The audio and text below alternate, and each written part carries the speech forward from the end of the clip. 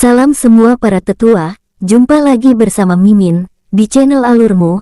Semoga para pendengar Alurmu selalu senantiasa dinaungi kebahagiaan, kesehatan, serta rejeki yang cukup. Oke, Mimin akan melanjutkan cerita, Ling Jin, putra Kaisar Langit Lintian dan anak dari Ling Suer, dan selamat mendengarkan, dan selamat berkhayal.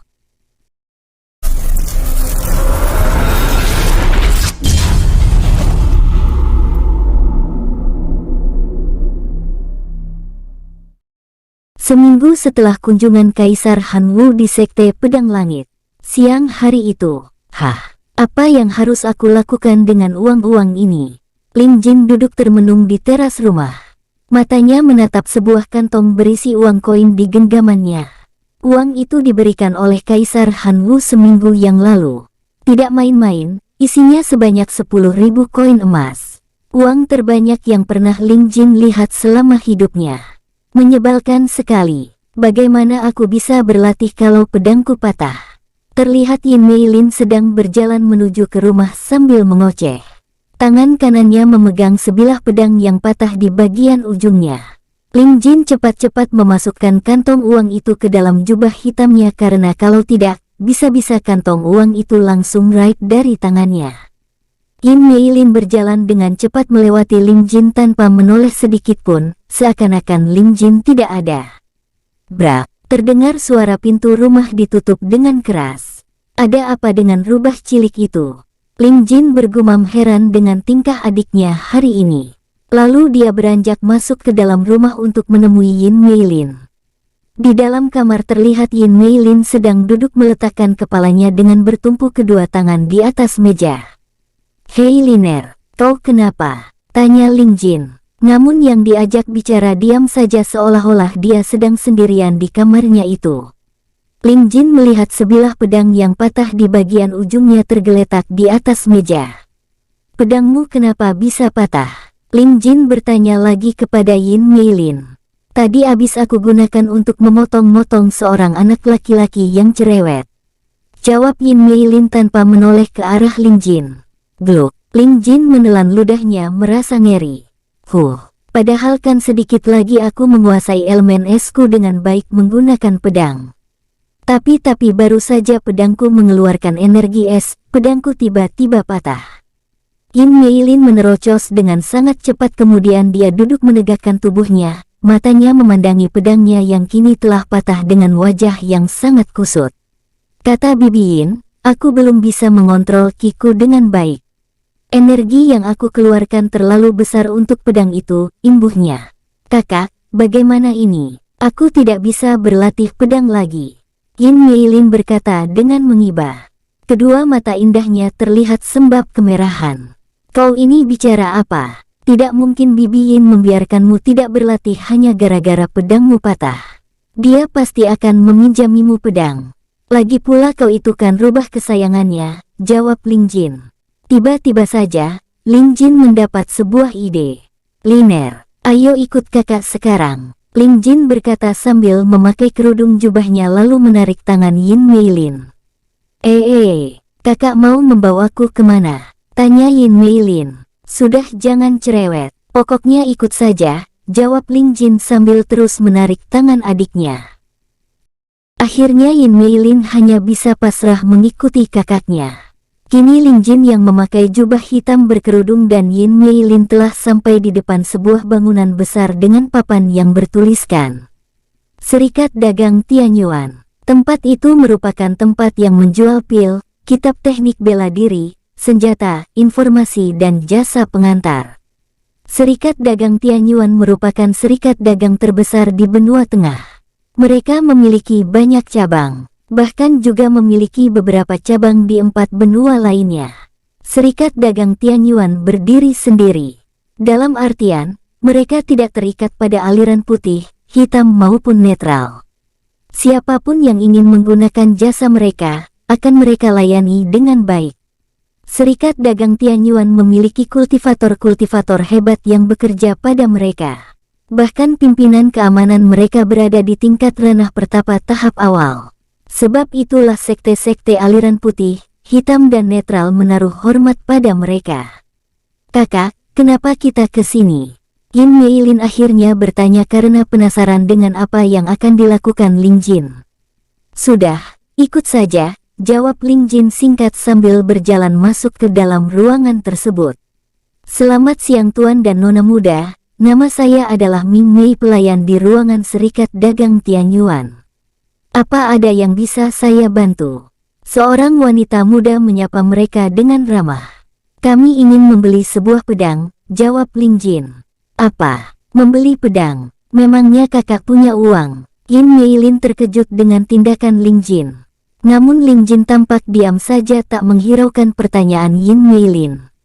Mari tuan muda, akan saya antar menuju ke ruang penjualan senjata, jawab Ming Mei sambil berjalan memandu Ling Jin dan Yin Meilin. Kakak, jangan bercanda, kita tidak punya uang. Yin Meilin menarik-narik jubah hitam Ling Jin. Sudah kau itu ikut saja. Pokoknya semuanya aman. Ling Jin menjawab sambil berjalan mengikuti Ming Mei. Tuan dan Nona muda, inilah ruang penjualan senjata. Senjata-senjata yang dijual di sini merupakan senjata-senjata pilihan. Silahkan Tuan dan Nona muda memilih yang sesuai dengan keinginan Tuan dan Nona muda, jelas Ming Mei. Wah, hanya itu yang keluar dari bibir Ling Jin dan Yin Meilin. Mereka baru pertama kali ini masuk ke dalam gedung Serikat Dagang Tianyuan. Kini di depan mereka terpampang banyak sekali senjata dengan berbagai macam jenis. Semuanya terlihat bukan senjata sembarangan. Panah, tombak, pedang, cambuk, pedang pendek, dan masih banyak macam lagi terdapat di dalam ruang yang besar itu. Ling Jin dan Yin Meilin berjalan berkeliling untuk melihat-lihat. Ini seperti mimpi, gumam Yin Meilin dengan pelan. Namun dia tidak berani menyentuh senjata-senjata itu. Tiba-tiba matanya memandang ke sebuah sudut ruang yang terdapat sebilah pedang yang sangat cantik. Yin Meilin mendekati dan memandangi pedang itu. Berwarna serba putih susu, bahkan gagang pedang warnanya juga sama. Terdapat sebuah batu bulat sebening kristal di antara gagang dan bilah pedang. Liner, bagaimana menurutmu pedang ini? Ling Jin bertanya tanpa melihat ke arah Yin Meilin sambil memegang sebilah pedang berwarna hijau. Tidak ada jawaban. Ling Jin menoleh ke arah Yin Meilin, namun adiknya itu tidak ada di tempatnya. Itu adalah pedang racun ular tuan muda, jelas Ming Mei. Pedang racun ular. Ling Jin terkejut mendengarnya, lalu cepat-cepat mengembalikan pedang tersebut. Ling Jin kemudian berkeliling mencari adiknya itu.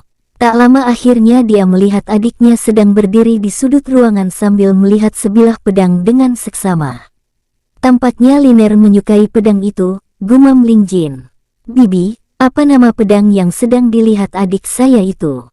Ling Jin bertanya kepada Ming Mei. Itu adalah pedang awan es tuan muda. Pedang itu sudah bertahun-tahun berada di situ, karena hanya yang menguasai elemen es lah yang bisa menggunakan dan mengeluarkan potensi pedang itu. Sedangkan kultivator dengan elemen es keberadaannya langka di benua ini, jelas Ming Mei.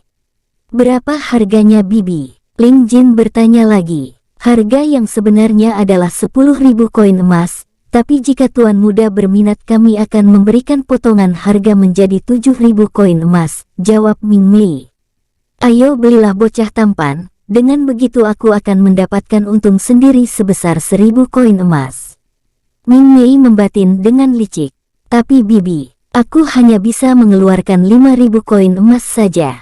Ling Jin berkata dengan wajah memelas. Kedua mata birunya yang sangat indah itu seperti menghipnotis Ming Mei sehingga dia tidak kuasa untuk menolak. Oh, mata yang sangat indah, ucap Ming Mei dalam hati dengan penuh kekaguman.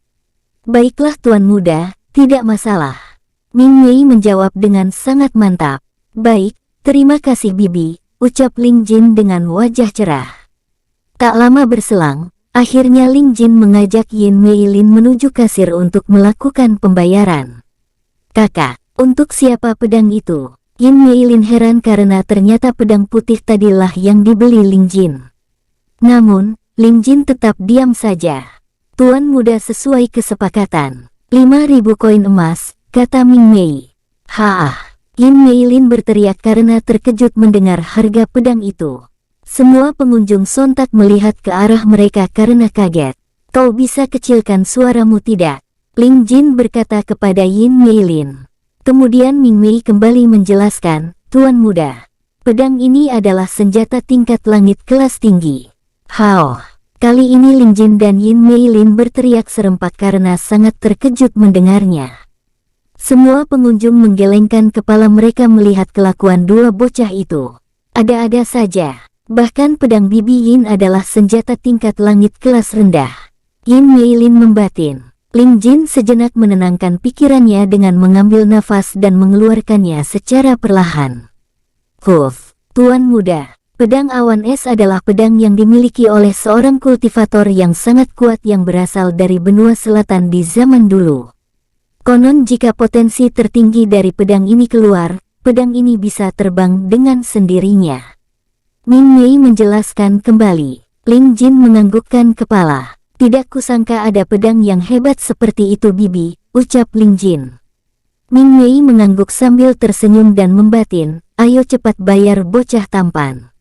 Kakak, apa kau benar-benar akan membeli pedang ini? Kita kan tidak punya uang Kak. Yin Meilin khawatir jika mereka terkena masalah karena tidak mampu membayar pedang itu. Ling Jin hanya diam saja kemudian mengeluarkan sebuah kantong dari jubahnya. Dia mengeluarkan setengah dari seluruh isi kantong itu dan menghitungnya. Mata Yin Meilin dan Ming Mei melotot saat itu juga. Kakak, itu uang dari mana? Kakak merampok siapa? Ayo cepat katakan atau aku akan melapor kepada ayah. Ancam Yin Meilin. Namun, Ling Jin tetap tidak menggubris perkataan adiknya itu. Lain halnya dengan Ming Mei. Bocah ini, menipuku. Bibi, ini 5.000 koin emasnya, ucap Ling Jin sambil menyerahkan uang-uang koin itu kepada Ming Mei lalu mengambil pedang beserta sarung pedangnya yang berwarna bening seperti kristal itu dari meja. Terima kasih Tuan Muda, Ming Mei berkata dengan bahagia yang terpaksa. Tuan Muda, apa saya boleh bertanya sesuatu? Ming Mei kembali bertanya. Ya, jawab Ling Jin singkat. Bukankah tadi Tuan Muda bilang hanya memiliki 5.000 koin emas saja? Tanya Ming Mei. Dahi Ling Jin mengerut mendengarnya. Sepertinya Bibi salah dengar. Aku tadi bilang hanya bisa mengeluarkan 5.000 koin emas, bukan memiliki 5.000 koin emas. Ling Jin menjawab sambil mengajak Yin Meilin kembali pulang karena hari sudah beranjak sore. Bibir Ming Mei berkedut mendengar jawaban Ling Jin. Bocah itu ternyata ular yang sangat berbisa. Ming Mei mencoba menenangkan hatinya. Huf, gara-gara dia, aku harus mengganti rugi 1.000 koin emas. Itu adalah gajiku selama 2 tahun lebih, gumamnya dengan wajah yang memelas. Kakak, cepat jawab pertanyaanku tadi. Kakak punya uang sebanyak itu dari mana? Apa kakak menjadi perampok? Yin Meilin bertanya tanpa henti di sepanjang jalan. Ling Jin berhenti kemudian menoleh ke arah Yin Meilin. Kau ini bicara apa? Ayah akan memasakku jika aku menjadi perampok. Uang ini pemberian Kaisar Han Wu seminggu yang lalu waktu beliau mengunjungi putrinya, jawab Ling Jin. Yin Meilin mendelikkan matanya dan mendekatkan wajahnya ke wajah Ling Jin untuk memastikan apakah kakaknya itu berbohong atau tidak. Baiklah aku percaya. Lalu untuk siapa pedang itu? Yin Meilin kembali bertanya sambil melihat ke arah lain dengan hati yang berharap. Tidak, tapi sangat berharap. Ling Jin tersenyum penuh arti. Tentu saja untuk Bibi Yin. Dia kan menguasai elemen es. Aku berikan ini ke Bibi Yin sebagai ucapan terima kasih karena telah mengajarimu selama ini, jawab Ling Jin berpura-pura tidak peduli dengan Yin Meilin. Raut wajah Yin Meilin berubah murung seketika. Oh, Bibi pasti sangat senang. Aku pun turut senang jika Bibi Yin senang, katanya dengan lirih. Hahaha. Tiba-tiba Ling Jin tertawa dengan sangat keras. Lihatlah wajah rubah cilik ini. Tentu saja pedang ini untukmu adikku yang paling bandel. Ling Jin berkata sambil mengacak-ngacak rambut Yin Meilin kemudian menyerahkan pedang itu kepada adiknya. Ini sungguh untukku Kak. Mata Yin Meilin mulai berkaca-kaca. Ling Jin menganggukkan kepala. Kakak jahat. Yin Meilin langsung memeluk Ling Jin sambil menangis. Hei, Kau itu sudah aku belikan pedang masih saja mengatakan aku jahat, ucap Ling Jin mengusap pucuk rambut adiknya. Abis tadi kakak bilang pedang ini untuk Bibi Yin. Yin Meilin berkata sambil mengusap air matanya, tapi masih sesenggukan. Bibi Yin itu pedangnya sudah banyak. Kau hanya memiliki satu pedang dan pedang itu patah.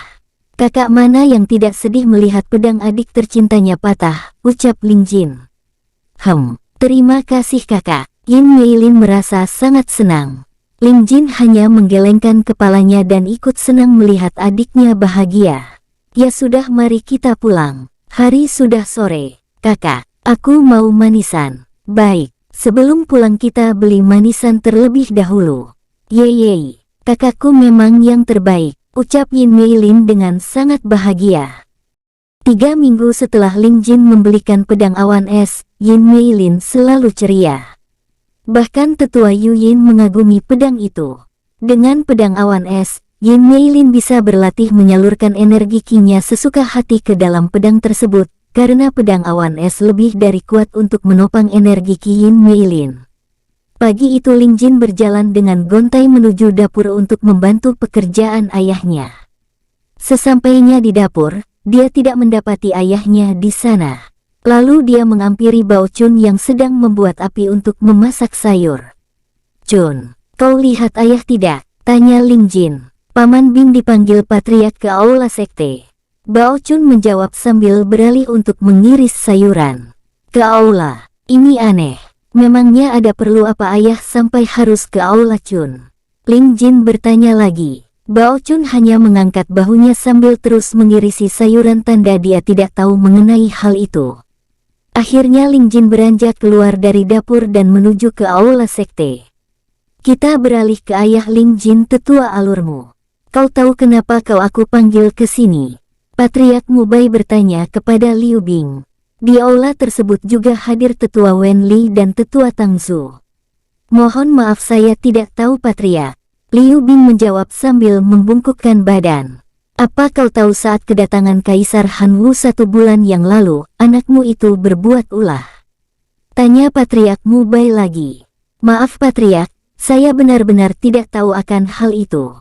Bila mana Jiner berbuat kesalahan, saya akan menghukumnya," jawab Liu Bing. Tampaknya bocah itu menyembunyikannya darimu," ucap Patriark Mubai. "Patriark, sebaiknya kita tidak mengungkit masalah itu lagi. Sudah 1 bulan kejadian itu berlalu. Saya mohon pengertiannya Patriark," tetua Wen Li berkata kepada Patriark Mubai. "Aku tidak mengungkitnya tetua Li. Aku hanya memberi penjelasan kepada pria di depanku ini agar menasihati anaknya yang suka membuat masalah itu." Patriark Mubai berkata dengan ketus. "Liu Bing, sebulan yang lalu anakmu melakukan sesuatu yang benar-benar mencoreng wajahku di hadapan Kaisar. Dia menumpahkan makanan ke baju Kaisar." Patriark Mubai kembali berkata dengan nada tinggi. "Apa?" Liu Bing terkejut mendengar hal itu. Ling Jin tidak pernah bercerita akan hal itu. "Saya mewakili anak saya memohon maaf kepada Patriark. Setelah ini saya akan menghukum anak saya," jawab Liu Bing. "Jangan kau lakukan itu Liu Bing. Kejadian itu sudah 1 bulan berlalu dan Kaisar tidak marah karena Ling Jin tidak sengaja melakukannya." Tetua Wen Li berkata untuk memperingatkan Liu Bing. "Diamlah kau tetua Li," Patriark Mubai menyelanya. 2 hari lagi utusan dari sekte-sekte besar aliran putih akan datang ke sekte kita membahas masalah pergerakan sekte aliran hitam. Jika hal ini terulang lagi, kau pikir mau ditaruh di mana wajahku ini tetua Li?" imbuh Patriark Mubai dengan geram. "Tapi Patriark," ucapan tetua Wen Li terpotong. "Cukup, tetua Li. Kau jangan memperkeruh suasana." Patriark benar. Jika masalah ini dibiarkan begitu saja, maka yang lain pasti akan ikut-ikutan berbuat yang seenaknya. Jadi di sini kita sebagai tetua harus tegas. Tetua Tang Zu berkata memprovokasi.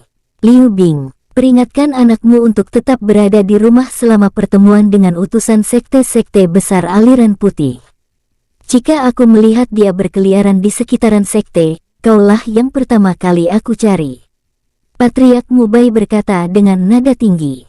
"Cukup Pak Tua," Terdengar sebuah suara dari luar aula sekte. Mereka lalu menolehkan kepala ke arah pintu masuk aula. Ling Jin berjalan masuk ke dalam aula dengan tatapan membunuh. Dadanya terlihat naik turun menahan gejolak amarah yang selama ini berusaha dia pendam selama berada di sekte ini. Lancang kau bocah. Siapa yang menyuruhmu masuk bocah sialan? Bentak Patriark Mubai. Memangnya kenapa? Kau bicara seolah-olah sekte ini adalah milikmu. Kalau kau mau menghukumku, maka datangilah aku. Jangan kau bawa-bawa ayahku. Ling Jin menjawab dengan berani sambil berdiri tegak. Sialan, apa kau tidak tahu aku pimpinan tertinggi di sini? Hah? Ucap Patriark Mubai dengan sangat geram. Pimpinan tertinggi. Tampaknya kau sudah kehilangan kewarasanmu tua bangka. Apa kau melupakan Tetua Agung? Bukankah beliau masih hidup dan masih menjalani latihan tertutup? Atau jangan-jangan kau sudah menganggap dia mati? Ucap Ling Jin memprovokasi Patriark Mubai. Keparat, bocah sialan. Cari mati kau berani mengatakan Tetua Agung sudah mati. Bentak Tetua Mubai. Padahal Ling Jin tidak pernah mengatakan hal itu. Ciner. Ciner, panggilan dari Liu Bing dan Tetua Wen Li terdengar memperingatkan Ling Jin agar tersadar dan menghentikan provokasinya. Kenapa ayah? Kenapa ayah hanya diam saja saat harga diri ayah diinjak-injak oleh binatang ini? Bahkan binatang buas terlemah pun akan melawan jika diganggu.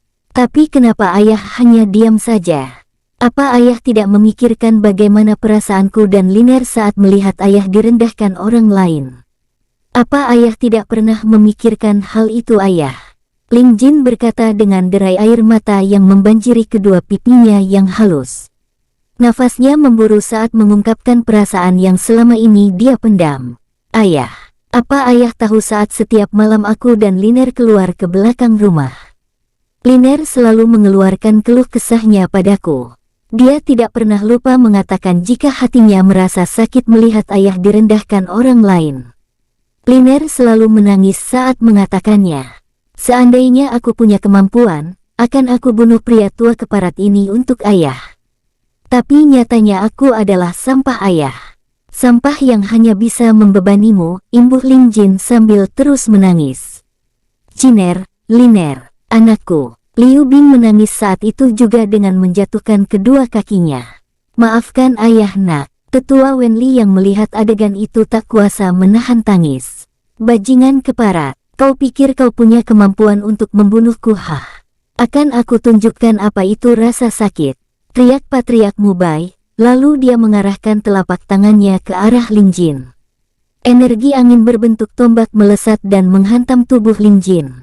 Wot, duar, art. Ling Jin terpental menabrak tembok aula sekte. Boom, Jiner. Liu Bing dan Tetua Wen Li berkata bersamaan dengan perasaan yang sangat cemas. Ling Jin memuntahkan darah cukup banyak dari mulutnya. Hoa ah, yo. Tak lama setelah itu, tiba-tiba Ling Jin tertawa menggila. Hahaha, hahaha. Semua yang ada di aula sekte terkejut melihat Ling Jin. Mereka mengira Ling Jin sudah mulai kehilangan kewarasannya. Peristiwa ledakan itu mengagetkan semua penghuni sekte. Mereka berbondong-bondong menuju aula untuk melihat apa yang telah terjadi. Kakak, tiba-tiba Yin Meilin muncul bersama Tetua Yuyin. Yin Meilin yang melihat kakaknya terluka segera saja menghamburkan dirinya dan langsung memeluk Ling Jin. Kakak, hiks. Apa yang terjadi? Yin Meilin menangis melihat kondisi kakaknya yang tengah terluka. Jubah Ling Jin bagian atas terlihat sobekan berbentuk lingkaran karena serangan itu. Kau pergilah. Ling Jin membentak adiknya. Yin Meilin tersentak kaget. Kakak, apa yang terjadi padamu? Dia terus menangis. Aku bilang pergi. Ling Jin kembali membentak adiknya. Jiner, tenangkan dirimu nak. Tetua Yuyin mendekati mereka berdua. Kau juga pergilah. Bentak Ling Jin pada Tetua Yuyin. Tetua Yuyin tersentak mendengarnya. Hatinya merasa gentar melihat tatapan membunuh dari kedua mata Ling Jin. Liner, ayo kita menjauh nak. Tetua Yuyin berkata sambil menarik tangan Yin Meilin. Tidak mau. Aku mau bersama kakak. Ucap Yin Meilin menghempaskan tangan Tetua Yuyin sambil terus menangis. Akhirnya mau tidak mau tetua Yuyin membuat Yin Meilin pingsan lalu menggendongnya menjauhi Ling Jin. Ling Jin kembali tertawa dengan menggila. Hahaha, hahaha, tak kusangka seorang patriark yang mengangkat dirinya sendiri sebagai pimpinan tertinggi sekte, hanya berani melukai seorang sampah yang tidak memiliki dantian. Sangat ironis untuk sekte ini yang mendapatkan gelar sekte terbesar aliran putih. Suatu saat, sekte ini akan runtuh karena kelakuan busukmu sendiri, ucap Ling Jin. Seketika itu juga langit tiba-tiba menjadi gelap. Petir-petir berwarna hitam pekat yang mengerikan menyambari aula sekte dengan kejam. Duar, dur, buom. Seluruh bagian sekte bergoncang hebat karena ledakan petir-petir hitam itu. Namun untungnya sekte pedang langit telah dilindungi oleh kubah perisai tingkat tinggi. Sontak saja semua penghuni sekte menjadi ketakutan dengan peristiwa itu. Mereka segera menjauhi aula sekte. Mereka semua tidak sadar bahwa kelak sekte pedang langit akan benar-benar hilang dari peta kekaisaran Han. Di tangan Ling Jin, Patriark Mubai meskipun merasakan gentar di hatinya, namun dia tidak mau menjatuhkan harga dirinya sebagai seorang patriark sebuah sekte terbesar aliran putih. Bedebah sialan, bocah keparat. Kali ini aku tidak akan menahan diri lagi. Patriark Mubai berteriak sambil mengedarkan 70% kekuatannya. Tekanan energi yang hebat menimpa semua yang ada di sekitarnya termasuk Liu Bing, Tetua Wenli dan Tetua Tang Zu. Namun anehnya Ling Jin terlihat tidak tertekan sama sekali. Sayap Dewa Angin. Tiba-tiba muncul banyak sekali tombak energi membentang dan membentuk sepasang sayap dengan semua bagian runcingnya mengarah kepada Ling Jin. Angin menderu dengan sangat kencang. Barang-barang yang ada di dalam aula berserakan kemana-mana. Semuanya terlihat kacau. Patriark, apa yang Anda lakukan? Patriark, sadarlah. Tetua Wenli berteriak tertahan berusaha untuk menyadarkan Patriark Mubai. Sementara Liu Bing saat ini dalam keadaan tersujud. Kekuatan tingkat ranah langit tahap akhir sangatlah besar baginya. Patriark Mubai. Saya mohon ampuni nyawa anak saya. Liu Bing berkata sambil memuntahkan seteguk darah. Namun Patriark Mubai sama sekali tidak menggubris mereka berdua. Dia merasa bahwa Ling Jin harus mati saat itu juga. Sayap Dewa Angin. Hancurkan. Tombak-tombak energi dalam jumlah sangat banyak itu melesat ke arah Ling Jin. Wush, wush. Apa ini akhir dari hidupku? Lahir sebagai seorang sampah dan mati sebagai seorang sampah. Bayang-bayang kedua kakeknya terlintas di benak Ling Jin. Kakek, maafkan aku karena tidak sempat berpamitan dengan kalian. Lalu bayang-bayang Liu Bing dan Yin Meilin turut terlintas. Ayah, maafkan aku tidak bisa lagi membelamu. Liner, maafkan kakak karena setelah ini kakak tidak akan bisa lagi membelikanmu manisan. Ling Jin tersenyum mengingat segala tingkah usil Yin Meilin padanya. Jagalah ayah Liner. Namun, Ling Jin sama sekali tidak menutup kedua matanya. Dia menghadapi tombak-tombak energi itu dengan sangat berani. Wush! Tombak-tombak energi itu hampir mengenai Ling Jin. Namun tiba-tiba saja, wush! Roar! Dari dalam tulisan Ling Jin di kalungnya, muncul siluet naga putih bermahkota dan berzirah perang yang sangat besar berbalut api berwarna putih dan petir hitam yang berderak-derak. Serta siluet iblis bermahkota yang sama besarnya dengan naga itu. Dengan zirah perang di tubuhnya serta balutan api hitam, dan energi kegelapan yang sangat mengerikan, berdiri dengan gagah sambil memegang sebilah pedang siap menghadang laju tombak-tombak energi itu. Tubuh dua siluet itu menjulang tinggi hingga menghancurkan atap aula sekte. Seketika itu semua yang melihatnya menjadi sangat panik. Tetua Yuyin yang melihat hal itu tampak sangat ketakutan hatinya. Tubuhnya bergetar dengan hebat. Itu, leluhur Dewa Naga Senling. Tetua Yuyin meletakkan tubuh Yin Meiling lalu segera bersujud ke arah siluet naga itu. Leluhur Dewa Naga, itu leluhur Dewa Naga Senling. Semua penghuni sekte serempak bersujud ke arah siluet naga itu. Tak terkecuali Patriark Mubai. Kesombongannya runtuh saat itu juga. Seluruh tubuhnya bergetar sangat hebat. Kekuatannya seolah hilang begitu saja tanpa sebab. Tetua Wenli segera menyelamatkan Liu Bing dan melesat keluar aula. Sedangkan Tetua Tang Zu menyelamatkan dirinya. Kini tombak-tombak energi itu siap menghantam kedua siluet leluhur dewa tersebut. Kemudian, groar, wush. Dari mulut siluet naga raksasa itu keluar energi yang sangat dahsyat ke arah tombak-tombak energi dan membalikkannya ke arah Patriark Mubai. Begitupun juga siluet iblis raksasa itu. Dia menghempaskan pedangnya ke arah tombak-tombak energi dan membalikkannya ke arah Patriark Mubai. Wush, boom, ark. Patriark Mubai terpental sangat hebat terkena hempasan energi kedua siluet raksasa tersebut. Tubuhnya menabrak dinding aula sampai jebol dan terhenti ketika menghantam batu besar di halaman latihan murid hingga batu itu turut hancur. Boom, boom. Patriark Mubai terlihat tidak bergerak. Seluruh tulang-tulangnya hancur. Kondisinya sekarat saat itu juga. Melihat dua siluet raksasa itu, entah kenapa Ling Jin merasa mereka adalah kakeknya. Kakek, Ling Jin kemudian pingsan. Lalu muncul sosok pemuda tampan berambut biru dengan tanda suci api biru di keningnya dari dalam kalung. Dia menghela nafasnya. Hah, dasar semut-semut. Kemudian dia menggendong Ling Jin dan menghilang dari tempat itu. Gedung aula sekte roboh hingga rata dengan tanah saat itu juga. Boom, boom. Ling Jin mengerjapkan kedua matanya. Tak lama kemudian matanya terbuka sepenuhnya. Pandangannya masih buram. Di mana aku? Dia mengambil posisi duduk sambil mengedip-ngedipkan matanya dan sesaat kemudian penglihatannya mulai jelas.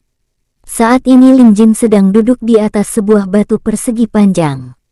Di dekatnya terlihat dua buah batu persegi panjang lainnya, yang satu berukuran sama dengan yang dia duduki saat ini dan yang satunya berukuran lebih kecil. Tampak Ling Jin sedang berada di dalam sebuah gua. Ling Jin berpikir sejenak seperti mengingat-ingat sesuatu. Lalu kemudian ekspresi wajahnya berubah sangat terkejut. Aku ada di rumah. Ling Jin segera berdiri dari duduknya dan beranjak memeriksa keadaan gua tersebut. Iya benar, aku sekarang ada di rumah. Ini ranjang kakek Ling, ini ranjang kakek Jin dan ini ranjangku. Dan ini mainan-mainanku dulu.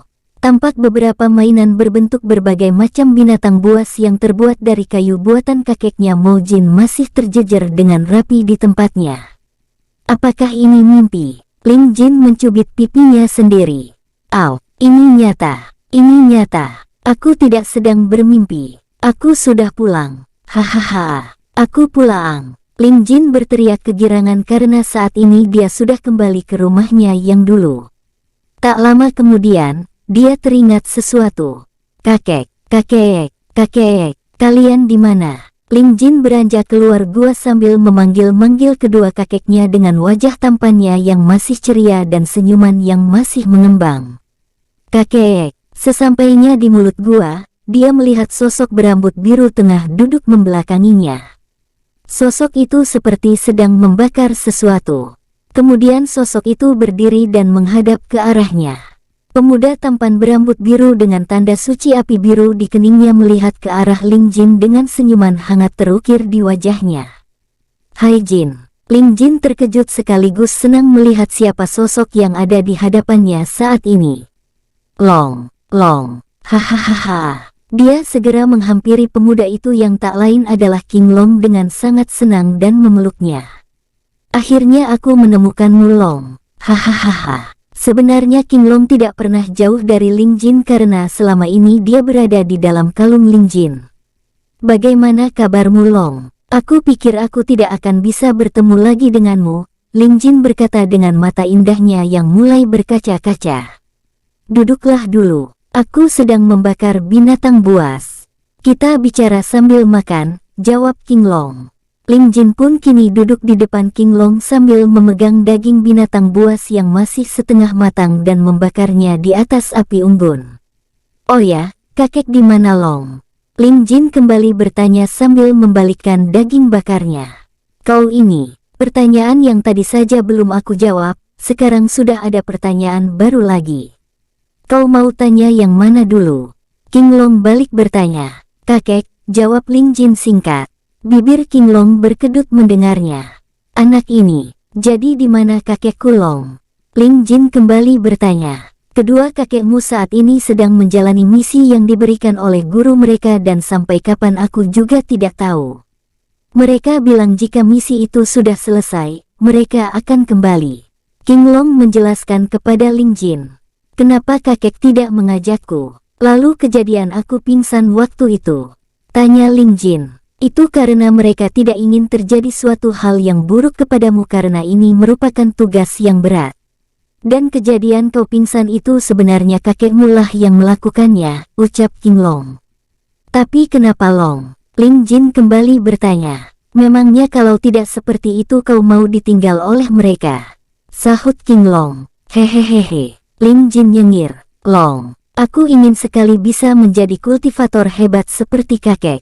Tiba-tiba wajah Ling Jin terlihat murung saat mengatakan itu. Lalu, tanya King Long. Aku tidak akan pernah bisa menjadi kultivator Long. Aku tidak memiliki dantian. Ling Jin menundukkan kepalanya. King Long berdiri dari duduknya sambil menatap Ling Jin. Apa kau juga ingin memiliki kekuatan seperti ini? Tanya King Long. Ling Jin menatap King Long dengan heran. Maksudmu? King Long tersenyum, kemudian dia melayang beberapa kaki di atas tanah secara perlahan. Tanda suci api biru di keningnya bersinar terang. Api berwarna biru berkobar menyelimuti tubuh King Long. Rambut biru dan jubahnya berkibar-kibar. Kini King Long melayang dengan gagah. Mata Ling Jin melotot tak percaya dengan apa yang dia lihat saat ini. Tak berhenti sampai di situ, api biru King Long padam dan diganti dengan api putih berbalutkan petir hitam pekat yang berderak-derak menyelimuti tubuhnya. Wow! Pok! Plok, plok. Ling Jin bertepuk tangan melihatnya. Tak kusangka kau memiliki kekuatan seperti itu Long. Ling Jin berdecak kagum sambil menggeleng-gelengkan kepalanya. King Long tersenyum, kemudian setelah itu api putih dan petir hitam padam. Dia kembali mendarat dengan perlahan. Kau sangat hebat Long, puji Ling Jin. Tapi api putih dan petir hitam itu sama seperti milik naga raksasa tempo hari. Ling Jin berkata saat mengingat api itu. Tentu saja, karena aku adalah murid kakekmu. Jadi aku juga menguasainya. Kakekku, maksudmu kakek Ling? Tanya Ling Jin. King Long menganggukkan kepalanya. Kalau kekuatanmu saja seperti itu, bagaimana dengan kekuatan kakekku? Ling bergumam. Ditampak berpikir sejenak kemudian berkata, apa jangan-jangan raksasa hitam menyeramkan itu? Kakek Jin. Tanya Ling Jin lagi untuk memastikan.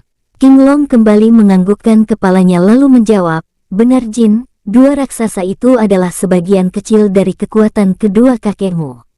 Hah, sebagian kecil? Jangan bercanda kau Long. Ling Jin terlihat tak percaya dengan perkataan King Long.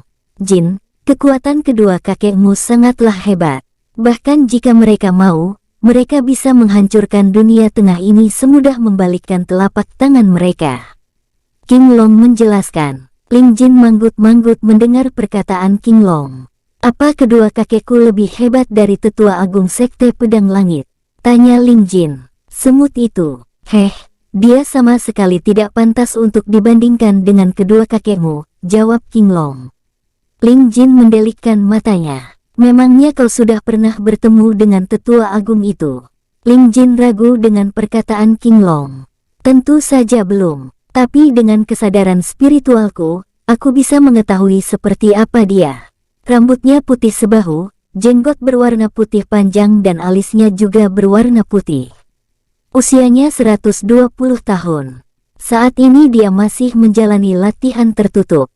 Senjatanya berupa pedang naga. Ya, walaupun mereka menyebutnya pedang naga, bagiku itu cuma seperti ular kecil.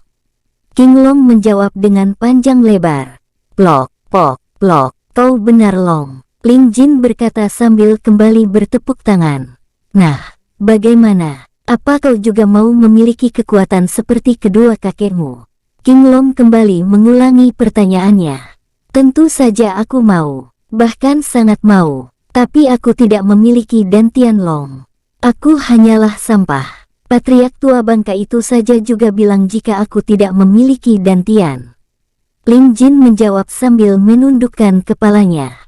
Hei, siapa bilang kau tidak memiliki dantian? Sahut King Long. Maksudmu? Tanya Ling Jin. Jin, mereka mengira kau tidak memiliki dantian karena mereka tidak bisa melihat dantianmu. Bahkan kedua kakekmu saja tidak bisa melihatnya. Awalnya mereka juga mengira kau tidak memilikinya Jin, jawab King Long. Aku tidak mengerti apa yang kau katakan Long, ucap Ling Jin lagi. Jin, kau itu istimewa. Kau adalah yang terpilih di antara yang terpilih. Kau memiliki dantian alam. Di seluruh kehidupan ini, hanya yang agung dan kaulah yang memiliki dantian itu. Karena itulah yang agung menyegel dantianmu, sebab akan sangat berbahaya jika ada orang jahat yang mengetahuinya, ucap King Long lalu menjelaskan apa itu dantian alam kepada Ling Jin. Tahu dari mana kau soal hal itu? Ling Jin bertanya lagi. Tentu saja dari kedua kakekmu karena mereka adalah kultivator yang sangat hebat. Mereka memiliki pengetahuan yang luas Jin. King Long berbohong. Ling Jin terlihat terkejut mendengar penjelasan dari King Long. Lalu dia berkata, tak kusangka ternyata kakek juga tahu akan hal itu. King Long tersenyum melihat reaksi Ling Jin, kemudian melanjutkan perkataannya. Tapi semua itu tergantung pada dirimu sendiri Jin. Kaulah yang menjalaninya. Kau harus bisa berdiri sendiri di atas kedua kakimu dengan kokoh. Dalam artian kau harus bisa mencari jawaban atas misteri-misteri yang tengah menantimu, agar kau bisa menjadi kultivator hebat di seluruh kehidupan ini. Ling Jin menganggukkan kepala setuju dengan apa yang dikatakan King Long. Lalu jika dantianku tersegel, kapankah segel itu akan terbuk? Perkataan Ling Jin terhenti karena tiba-tiba saja terjadi gempa yang hebat. Bumi bergoncang, awan-awan hitam menggulung dengan dahsyat, hujan badai turun dengan deras, petir-petir berwarna emas tak henti-hentinya menghajar daratan dengan sangat kejam. Kejadian mengerikan itu melanda di seluruh bagian di 3 dunia, dunia atas, dunia tengah dan dunia bawah. Seakan terjadi kiamat pada hari itu. Apa ini? Ling Jin terkejut sekaligus merasakan takut di hatinya. King Long menyunggingkan senyumnya. Sekarang, kemudian dia membuat sebuah segel rumit yang membentuk perisai kubah raksasa dari api biru, dan api putih berbalut petir hitam dan melingkupi wilayah jurang itu. Setelah itu dia melindungi dirinya sendiri dengan segel pelindung itu. Ling Jin terheran melihat tindakan King Long. Tiba-tiba Ling Jin berteriak sangat kencang karena merasakan kesakitan yang sangat hebat di sekujur tubuhnya. Dia melayang di udara lalu mengeluarkan sinar berwarna emas yang sangat terang. Bahkan King Long harus melindungi kedua matanya dari terpaan bias sinar emas tersebut. Ling Jin terus berteriak tanpa henti. Air mata mengalir di dua sudut matanya. Selama itu pula, bencana yang melanda di seluruh wilayah di 3 dunia juga terus terjadi dan masih belum berhenti. Di suatu bagian di dalam perutnya, sebuah dantian jernih tidak berwarna berdengung dengan kencang. Tampak segel berupa sajak-sajak suci kuno berwarna emas mengitarinya. Sinar emas yang menyelimuti Ling Jin berasal dari dantian itu. Dantian tersebut berdengung tanpa henti. Akhirnya setelah beberapa saat kemudian segel suci emas itu terberai dan masuk ke dalamnya. Setelah itu dantian tersebut berhenti berdengung dan kembali tenang. Bencana hebat yang melanda seluruh wilayah di 3 dunia berhenti saat itu juga. Ling Jin masih melayang di udara dalam posisi berdiri dengan kedua tangannya merentang ke samping kanan dan kiri. Di atas kepalanya terlihat sebuah lingkaran emas dengan planet-planet kecil yang mengitarinya. Di dahi Ling Jin muncul sebuah tanda suci bunga lotus berwarna emas. Ling Jin masih memejamkan kedua matanya dengan tenang. Selang beberapa saat lingkaran itu menyusut dan masuk ke dalam kepala Ling Jin. Sinar emasnya pun juga menyusut dan masuk kembali ke dalam tubuhnya. Namun tanda suci di keningnya tidak menghilang dan tetap ada. Ling Jin membuka kedua mata biru cerahnya. Saat itu juga terjadi hempasan ledakan teredam energi berwarna emas yang maha dahsyat menyebar ke sekelilingnya. Seketika itu perisai energi yang dibuat King Long hancur berkeping-keping dan tak tersisa seakan tak berarti apa-apa. King Long terhempas dengan hebat dan menabrak dinding jurang dengan sangat keras. Wush! Boom! Ah! Darah menyembur dari mulutnya dalam jumlah banyak pertanda dia terluka dalam yang parah. Segel pelindungnya lenyap. King Long pingsan saat itu juga. Ya, fenomena yang menyerupai kiamat itu adalah pertanda terbukanya dantian alam. Selang beberapa saat, Lin Jin mendarat dengan perlahan dan menjejakkan kakinya di tanah. Kini dia berbeda dengan Lin Jin yang sebelumnya. Sorot matanya sangat tajam, seperti terdapat dunia tanpa batas di dalamnya. Jadi seperti ini rasanya memiliki dantian alam. Lin Jin bergumam sambil menggenggamkan kedua tangannya. Aku merasa seperti sebuah ruangan hampa yang tidak akan pernah penuh diisi oleh apapun. Tiba-tiba Lin Jin mendapatkan sebuah pengetahuan di kepalanya. Lalu dia mengambil sikap kultivasi dan memejamkan kedua matanya untuk mencerna dan menyerap pengetahuan itu. Pengetahuan cara berkultivasi hanya membutuhkan beberapa detik bagi Lin Jin untuk memahaminya. Lin Jin mulai tenggelam dengan tenang dalam berkultivasi.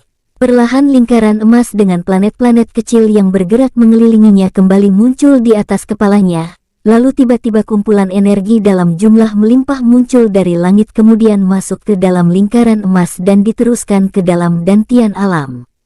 Anehnya, lingkaran itu hanya menyerap energi dari langit. Energi-energi di dunia tengah yang berusaha untuk ikut masuk tertahan oleh lingkaran emas tersebut. Dantian alam menyerap energi-energi itu dengan sangat rakus. Hal ini berlangsung selama beberapa saat. Boom! Ranah mahir tahap awal. Tahap puncak, ranah master tahap menengah. Lin Jin mengalami terobosan yang mengerikan hanya dalam waktu beberapa jam saja. Hal itu terus berlanjut. Boom! Ranah bumi tahap awal, tahap menengah, tahap akhir, tahap puncak. Akhirnya setelah menerobos ke ranah bumi tahap puncak dalam waktu 1 hari, proses penyerapan energi tersebut terhenti dan Lin Jin tidak perlu menguatkan basis kultivasinya karena dantian alam akan menguatkan basis kultivasi secara otomatis. Itulah kelebihan lain dari dantian alam. Lin Jin membuka matanya. Kini warna kedua mata Lin Jin berubah menjadi warna emas. Tanda lotus emas bersinar terang untuk beberapa saat, kemudian kembali meredup dan menghilang ke dalam keningnya. Aku merasakan tubuhku sangat ringan seperti kapas. Dantian alam memang benar-benar luar biasa. Ya, siapa yang menyangka dulu Lin Jin yang terkenal tidak memiliki dantian, sekarang memiliki dantian yang bahkan di seluruh kehidupan ini hanya 2 saja yang memilikinya.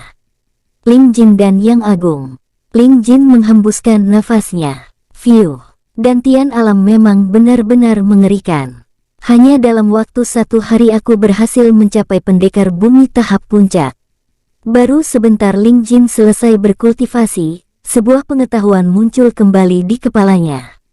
Lagi, Lin Jin kembali duduk mengambil sikap kultivasi dan mulai menyerap serta memahami pengetahuan tersebut. Pengetahuan tentang cara mengendalikan energi Qi.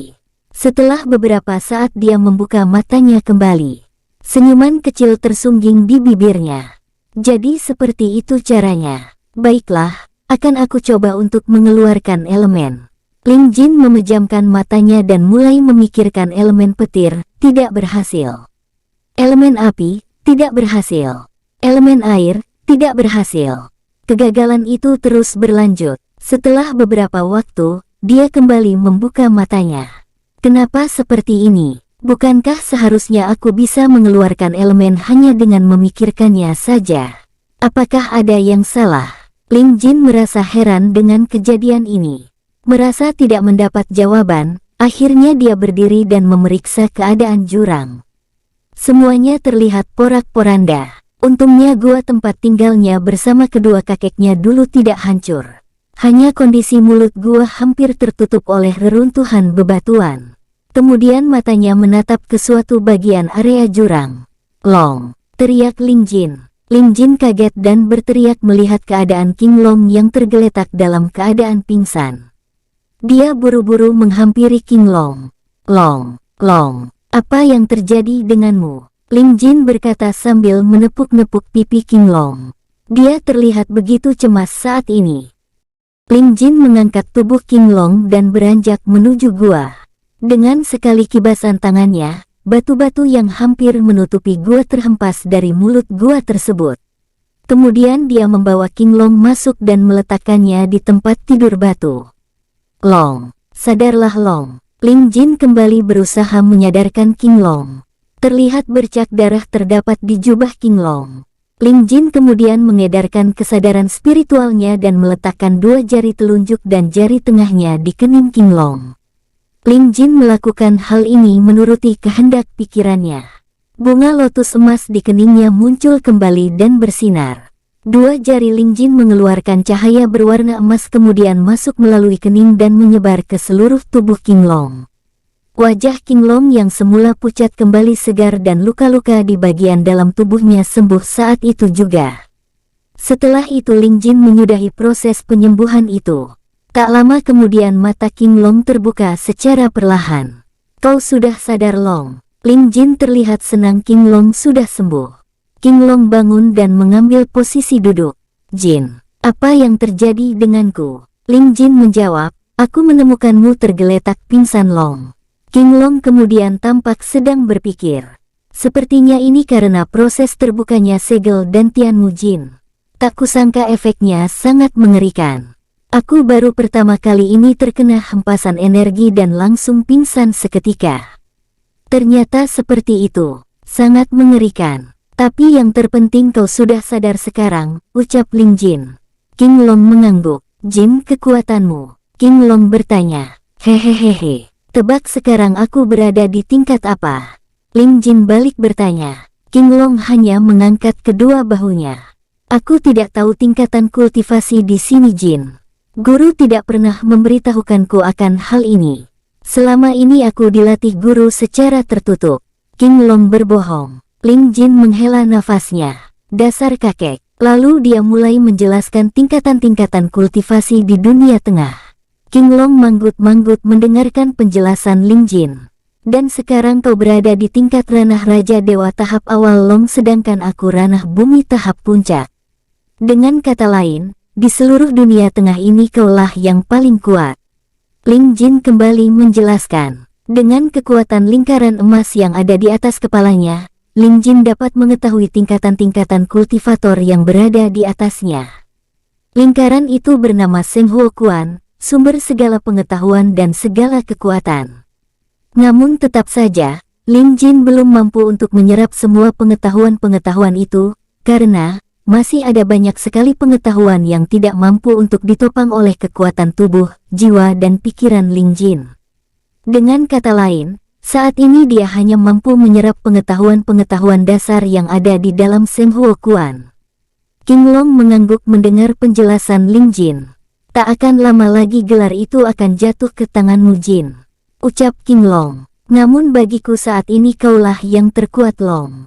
Ah tidak, kedua kakekku. Ling Jin menjawab sambil menggaruk-garuk kepalanya. King Long tersenyum mendengar hal itu. Apa kau sudah bisa mengendalikan Ki Mu Jin? Tanya King Long. Tentu saja sudah Long. Tapi aku belum bisa mengeluarkan elemen pertamaku. Aku sudah mencoba memikirkan berbagai elemen untuk aku keluarkan. Elemen petir, angin, tanah, air, api.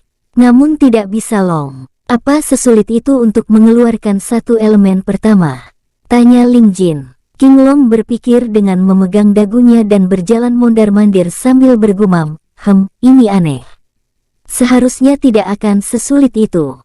Setelah beberapa lama, King Long seperti mendapatkan sesuatu dalam pikirannya. Jangan-jangan, Jin, apa kau sudah mencoba mengeluarkan elemen kegelapan? King Long bertanya. Ling Jin menggelengkan kepalanya. Sekarang kau cobalah memikirkan elemen itu dan mengeluarkannya. Imbuh King Long. Ling Jin segera memejamkan matanya dan mulai memikirkan elemen kegelapan. Hush! Seketika itu, seluruh tubuh Ling Jin terselimuti aura kegelapan yang sangat mengerikan, berpadu dengan percikan-percikan darah berwarna merah kehitaman. King Long melebarkan kedua matanya karena terkejut. Bahkan sampai seperti ini. Aku tidak tahu rasa sakit apa yang ada di hatimu saat ini Jin, gumam King Long dalam hati. Cukup Jin, King Long berkata. Ling Jin menghilangkan aura itu dari tubuhnya saat itu juga. Long, kenapa energi kegelapan yang pertama kali aku keluarkan? Ling Jin merasa heran dengan hal ini. Itu karena saat ini hatimu penuh dengan rasa sakit Jin. Seandainya hatimu saat ini sedang dalam keadaan baik-baik saja, maka elemen yang kau keluarkan untuk pertama kali adalah elemen selain elemen kegelapan. Entah itu api, angin, petir, air, dan juga yang lainnya, jelas King Long. Ling Jin menundukkan kepalanya dan berkata, kau benar Long. Ayah, Liner. Ling Jin bergumam dalam hati. Kemudian dia kembali mengangkat kepalanya. Apa nanti aku juga akan bisa mengeluarkan elemen yang lainnya Long? Tanya Ling Jin. Tentu saja bisa. Namun syaratnya kau harus menguasai jurus terlebih dahulu untuk melengkapi elemen kegelapanmu, jawab King Long. Benar, saat ini aku belum menguasai jurus Long. Selama ini aku hanya mengandalkan kekuatan fisikku saja, jawab Ling Jin.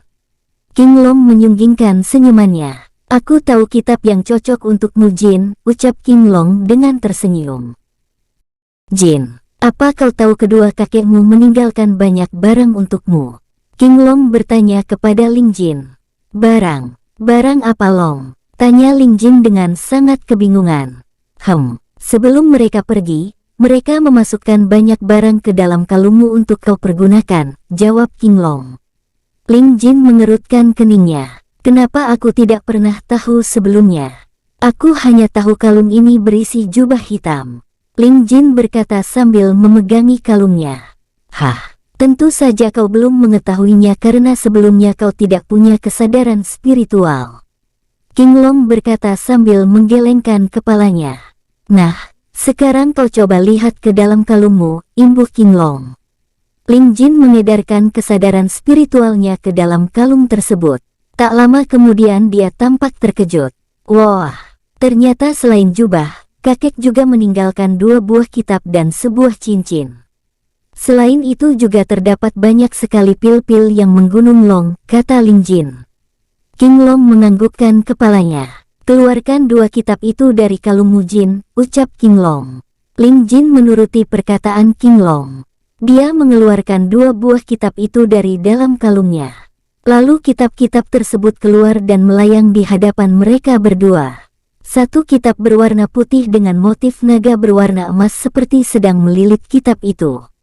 Motif naga emas itu seperti hidup dan bergerak-gerak di sekeliling kitab tersebut.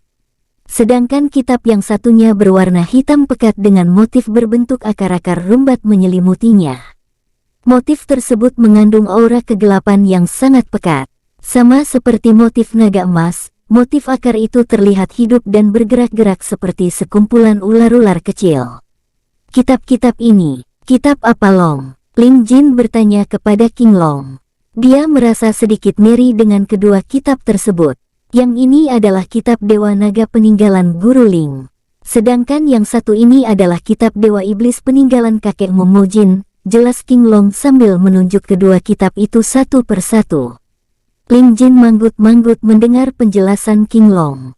King Long tidak memberitahukan kepada Ling Jin asal kedua kitab tersebut karena hal itu akan menyebabkan Ling Jin menjadi curiga. Untungnya Ling Jin tidak bertanya lebih lanjut mengenai kedua kitab itu. Jin, sekarang kau teteskan darahmu ke atas kitab-kitab ini. Lalu kita lihat kitab yang mana yang terlebih dahulu berjodoh denganmu. King Long memberi arahan kepada Ling Jin. Baik, jawab Ling Jin. Kemudian Ling Jin melukai jarinya hingga mengeluarkan darah dan meneteskannya ke atas kedua kitab tersebut. Darah yang menetesi kitab Dewa Naga terlihat menguap lalu menghilang. Setelah itu kitab tersebut berubah menjadi cahaya dan masuk kembali ke dalam kalung Ling Jin. Sedangkan darah yang menetesi kitab Dewa Iblis terserap ke dalam kitab itu. Tak lama setelahnya, kitab Dewa Iblis bergetar dengan hebat. Beberapa saat kemudian, kitab Dewa Iblis terbuka dengan sendirinya dalam keadaan yang masih melayang. Lalu tiba-tiba, dari dalam kitab Dewa Iblis muncul sosok iblis raksasa yang sama seperti yang terdapat di tulisan Ling Jin di kalungnya. Dengan mahkota di kepalanya, berzirah perang dan memegang sebilah pedang dengan diselimuti api hitam dan aura kegelapan, siluet iblis raksasa itu melesat ke atas kemudian menguap dan menghilang. Ling Jin sangat terkejut melihatnya. Baru pertama kalinya dia melihat hal yang semacam ini. Dulu waktu dia melihat kitab pedang milik Yin Meilin tidaklah seperti ini. Kitab Yin Meilin hanya terbuka biasa saja dengan sangat mudah. Long, aku merasa kitab ini bukanlah kitab sembarangan. Ling Jin berkata kepada King Long. King Long menganggukkan kepalanya. Kau benar Jin. Kitab ini sangatlah hebat. Fenomena seperti ini selalu terjadi setiap kitab Dewa Naga dan kitab Dewa Iblis dibuka, jelas King Long. Jadi maksudmu kitab yang satunya juga seperti ini setiap kali dibuka? Tanya Ling Jin. King Long kembali menganggukkan kepalanya sambil tersenyum. Jin, kakekmu berpesan agar kau mempelajari kedua kitab ini dengan sungguh-sungguh dan berharap kau bisa menguasai keduanya. Asal kau tahu Jin, hanya pemilik dantian alam saja yang bisa menguasai lebih dari satu kitab, jelas King Long. Sekarang kau pelajarilah kitab itu dulu. Jangan kau sia-siakan waktumu terlalu lama, imbuhnya. Baik Long, jawab Ling Jin menganggukkan kepalanya. Ling Jin kemudian menatap kitab Dewa Iblis dengan seksama dan mulai fokus. Tak lama kemudian Seng Huo Quan muncul di atas kepalanya. Dari dalam kitab Dewa Iblis mulai muncul tulisan-tulisan yang terbentuk dari energi kegelapan. Tulisan-tulisan itu melayang masuk ke dalam Seng Huo Quan selama beberapa saat. Tak lama setelah itu Seng Huo Quan berhenti menyerap tulisan-tulisan energi kegelapan dari dalam kitab Dewa Iblis. Kitab Dewa Iblis tertutup kembali kemudian menjadi cahaya dan masuk ke dalam kalung Ling Jin. Ingat Jin, yang kau serap itu baru bagian jurus pertama dari semua jurus yang terdapat dalam kitab Dewa Iblis. Sebelum kau menguasai jurus bagian pertama itu, kau tidak akan bisa membuka halaman berikutnya, jelas King Long. Ling Jin mengangguk. Aku mengerti Long, jawab Ling Jin. Ling Jin mulai mengambil sikap kultivasi dan memejamkan matanya, lalu mulai fokus untuk mencerna dan memahami jurus pertama dari kitab Dewa Iblis. Baru beberapa saat saja Ling Jin mulai fokus. Jin, terdengar suara King Long memanggil. Seketika itu bayangan-bayangan yang mulai dicernanya menjadi buyar semuanya. Ling Jin membuka matanya dan menatap King Long dengan kesal. Kau, King Long hanya tersenyum canggung. Maaf aku lupa mengingatkan. Kalau kau mempelajarinya di sini, kau bisa meruntuhkan gua ini Jin. Ya. Kalau kau tidak keberatan gua ini runtuh sih tidak masalah. King Long berkata kepada Ling Jin, kemudian dia bersiul-siul sambil membaringkan tubuhnya di atas ranjang batu dan kemudian menutup kedua matanya. Dasar, gumam Ling Jin. Lalu dia beranjak keluar dari dalam gua. Sesampainya di luar gua, Ling Jin segera menuju ke arah sebuah batu yang cukup besar. Kemudian dia naik ke atas batu tersebut dan duduk dalam posisi kultivasi lalu mulai memejamkan matanya untuk mencerna dan memahami jurus pertama dari kitab Dewa Iblis. Iblis menentang langit, gumam Ling Jin dalam hati. Perlahan tapi pasti, Ling Jin mencerna dan memahami jurus tersebut. Tak membutuhkan waktu yang lama, dia membuka kembali kedua matanya. Seperti itu rupanya, ucapnya sambil tersenyum simpul. Ling Jin kemudian berdiri dan melayang di udara dengan tenang menuju sebuah batu besar yang berada di ujung jurang. Jika ada yang melihat Ling Jin bisa terbang, mereka pasti akan mimisan karena di seluruh dunia tengah, kultivator yang bisa terbang hanya kultivator yang telah berada di tingkat ranah langit ke atas. Ling Jin berhenti tak jauh di depan batu besar tersebut. Dia mengarahkan jari telunjuknya ke arah batu itu. Ki yang mengandung elemen kegelapan muncul di ujung jari telunjuknya, dan membentuk sebuah bola kecil sebesar kelereng. Kemudian Ling Jin melesatkan bola energi itu ke arah batu tersebut. Apa? Kenapa bisa seperti ini? Ling Jin terkejut karena bola energi tersebut saat akan dilesatkan justru lenyap dan menghilang begitu saja. Kemudian Ling Jin mencoba lagi menciptakan bola energi di ujung jarinya, dan melesatkan energi tersebut ke arah batu besar di depannya itu. Kejadian itu terulang kembali. Ada apa ini sebenarnya? Ling Jin bergumam dalam hati. Lalu Ling Jin mendarat di tanah dan memejamkan matanya untuk mencerna dan memahami jurus tersebut sekali lagi. Tak lama berselang dia membuka matanya. Benar seperti itu. Tapi kenapa energi itu justru lenyap saat aku akan melesatkannya? Ling Jin terlihat sedang berpikir dengan keras. Ternyata memang benar. Teori itu jauh lebih mudah daripada mempraktekkannya. Gumam Ling Jin dengan sangat kesal.